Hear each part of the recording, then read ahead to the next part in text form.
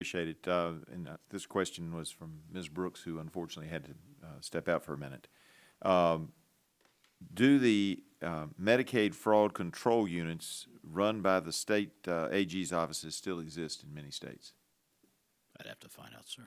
All right, because what she was indicating was that these particular MFCUs who are going after Medicaid fraud often can also pick up overprescribing data, and that's a collaborative unit that you all ought to be looking at in the various states to figure out who the rogue doctors are, and that would help you in that regard as well.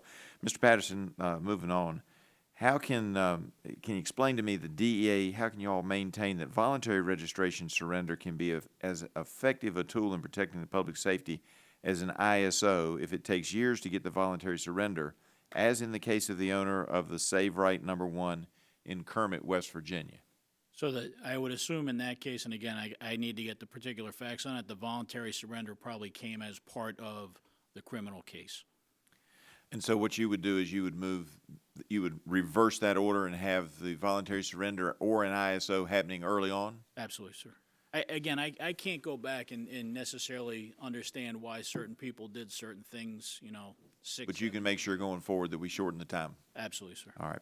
In your written testimony, you mentioned prescription drug monitoring programs as a tool that can be used to combat prescription drug diversion.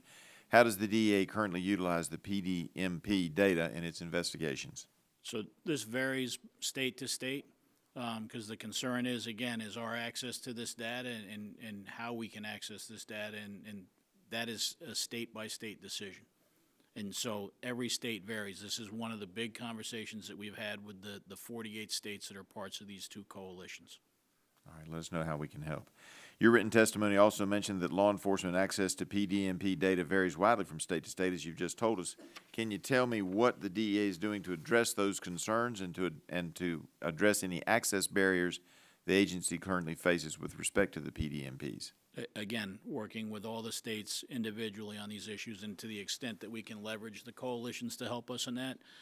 Look, in a perfect world, we have a federal PDMP process that we can take all this data and put together. I think in a less than perfect world, at a minimum, the states all need to be able to share this data with each other.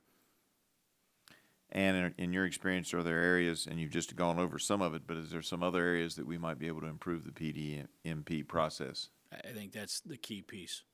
All right. I appreciate it, Mr. Chairman. Yield. Gentleman yields back. Mr. Patterson, just to give you a little update, I'm going to recognize